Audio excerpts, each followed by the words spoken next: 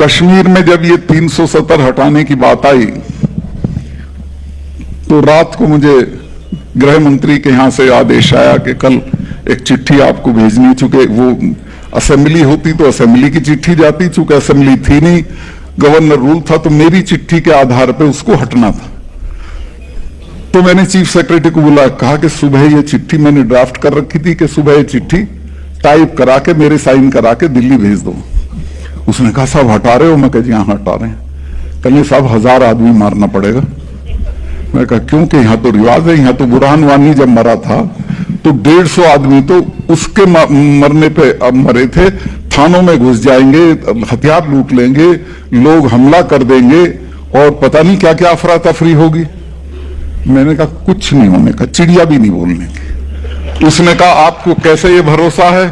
मैं कहा मैंने 4 महीने में एक ही काम किया है, मैंने इनमें सेंस ऑफ फैटिग डाल दी है कि 200 लड़के लेके दुनिया में दूसरे नंबर की फौज से लड़के कुछ हासिल नहीं होगा, जो होगा बातचीत से होगा, कोई नहीं लड़ेगा। इन तीनों चीफ मिनिस्टरों को गिरफ्तार करना अगर कुत्ता भी भौंक ले, और वही हुआ, कुछ नहीं हुआ। और मैं आपसे ईमान से बता रहा हूं, मेरे 1 साल 2 महीने के टर्म में मुझे एक भी दिन गोली नहीं चलवानी पड़ी लोगों के ऊपर।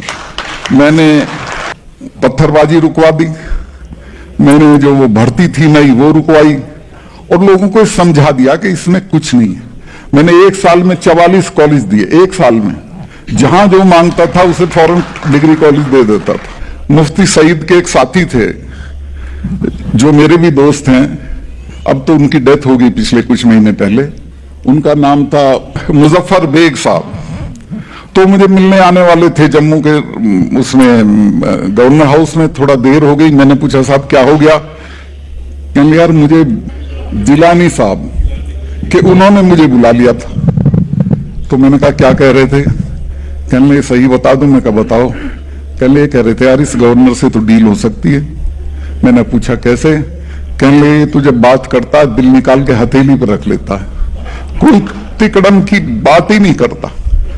तो मैंने खैर फिर उसे फोन किया, उसने कहा सर मेरी तरफ से आप अमित शाह साहब आने वाले थे, उनको ये कह देना कि 30 साल में पहली बार हम उनका बायकॉट नहीं करेंगे। और उनका बायकॉट नहीं किया। मेरे बराबर की सीट पे वो बैठे थे, उन्होंने कहा सत्पाल बायकॉट क्यों नहीं किया इन्होंने? मैं कहा जी कुछ नहीं ऐसे कि नहीं बात बता। मगर साहब इसलिए नहीं किया कि हम इनकी बेइज्जती नहीं करते, ये हमारी नहीं करते। तो कुल मिला के एक ऐसा बात, वहां मैंने अपना टेलीफोन नंबर सबको दे दिया था, जो चाहे फोन करे। रात के 2 बजे फोन आता था, मैं उठाता था, खुद उठाता था, जवाब देता था। मैं व्हाट्सएप कॉल पे भी एक्ट करता था। एक बच्चे का व्हाट्सएप आ गया कि गवर्नर साहब मेरी बहन और मैं दोनों बोर्ड का इम्तिहान दे रहे हैं लेकिन दोनों फेल हो जाएंगे। मैं क्यों? कहने हमारे यहाँ बिजली नहीं है और लाइन हमारे यहाँ 1.5 किलोमीटर दूर है। मैंने अगले दिन वो जापानी एक जनरेटर होता है छोटा, वो भिजवाया, 6 बल्ब भिजवाए। तो उसने सारे कश्मीर में घुमा दिया व्हाट्सएप के ऐसे ऐसे। मेरे एक व्हाट्सएप पे ये हो गया। मैंने कहा बेटे यही नहीं हुआ, तू जरा सी तसल्ली कर, मैं 15 दिन में तेरे यहां लाइन खिंचवाऊंगा। मैंने बिजली वालों से कहा कि जो 1.5 किलोमीटर दूर लाइन है वहां से इसके घर तक लाइन खींच दो। उसके यहां लाइन खींच गई, और जिस दिन आप यकीन करें, जिस दिन उसके यहां ट्रांसफार्मर लगाने के लिए बिजली वाले लेके गए तो 5-7 गांवों के लोग ढोल ढपड़े लेके उस ट्रांसफार्मर का स्वागत करने आए। तो कुल मिला के अगर आप ठीक से काम करें तो सब कुछ ठीक हो सकता है। अब तो वहां बात बहुत बिगड़ चुकी है, मैं उस पर कमेंट नहीं करूंगा, ना मेरा कहना ठीक है। मेरे रहते हुए कोई टेररिस्ट श्रीनगर में घुसने की हिम्मत नहीं करता था, आता ही नहीं था। अब तो वहां घुस के पुलिस के लोगों को मार रहे हैं, सीआरपी के लोगों को मार रहे हैं, कोई डर नहीं है किसी तरह का। और ये सारी चीज डर से नहीं होती है, ये इकबाल से भी होती है। सरकार का अगर इकबाल है तो लोग आपका कहना मानेंगे, नहीं है तो वो लड़ जाएंगे। मैं जाटों के जाट तो इतने विद्वान लोग होते हैं, इन पे क्या बोल दूं। एक ही बात बोलना चाहता हूं कि अपने बच्चों को तालीम दो, और खास तौर से लड़कियों को। मैं 4-5 जगह गवर्नर रहा हूं और सब जगह मैं कॉन्वोकेशन में जाता था। 30 मेडल होते थे तो 10 लड़कों के और 20 लड़कियों के होते थे, और मैं जगह जगह कहता था लड़कों को कि भाई कुछ शर्म कर लो, तुम तो खाना भी बनाना नहीं जानते, और अगर यही कुश्ती का मेडल लेंगी, यही मुक्केबाजी का मेडल लेंगी, यही पढ़ाई का मेडल लेंगी तो तुम क्या करोगे। लेकिन वो है, आपके यहां भी गड़बड़ है, छोटी उम्र बढ़ते ही नशा पकड़ लेते हैं। इससे बचाओ। लड़की से तो पूछते हो शाम को कहां गई थी, कहां से आ रही हो, इससे नहीं पूछते लड़के से कहां गया था और कहां से आ। इससे सख्ती के साथ पेश आइए और इसको सही रास्ते की तरफ ले जाइए। और ये बड़े घर बनाना, काज करना, दहेज देना, इस सब को छोड़ के इनकी पढ़ाई पे खर्चा करिए। इनकी पढ़ाई पे खर्चा करोगे तो आपकी नई पीढ़ी खड़ी हो जाएगी और आप बहुत दूर तक जाओगे। मैं कह रहा हूं आप पे कुछ नहीं है, सिर्फ यही एक रास्ता है जिससे आप आगे बढ़ सकते हो। अब मुझे पीछे से एक और मशवरा दिया जा रहा है कि जाटों को ये समझाओ कि एकता रखनी चाहिए। ये इनको कौन समझा देगा कि एकता रखनी चाहिए। ये तो सगे भाई के साथ तो एकता रखते नहीं है।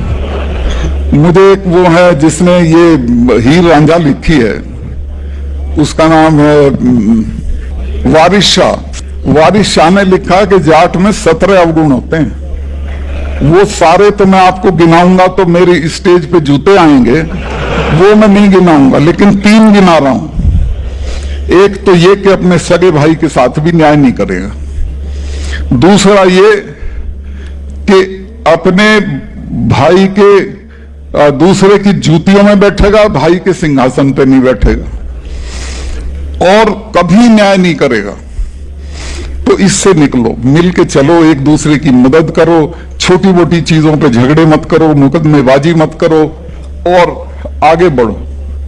मेरे पास इतना ही कहने को है और मैं आपसे कहना चाहता हूं कि बहुत बुरा वक्त आने वाला है, हमारी कौम के ऊपर आया हुआ है अभी भी। चूंकि धरती भी हमारे खिलाफ है। हम अगर मिल के रहेंगे, हिम्मत से रहेंगे, एक दूसरे की मदद करेंगे तो दुनिया में कोई हमको नहीं मिटा सकता है। और असली चीज है तालीम। तालीम अपने बच्चों को दिलवाइए, इनको आगे बढ़ाइए, और खासतौर से बच्चियों को।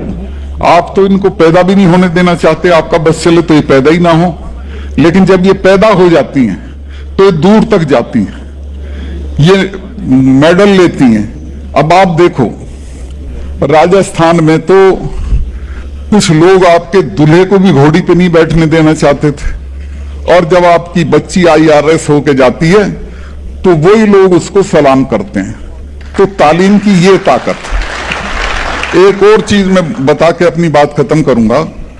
लीबिया का जो तानाशाह था गद्दाफी, उसको जिन्होंने मारा उन्होंने उसका दफ्तर रेड किया और उसमें एक डायरी मिली।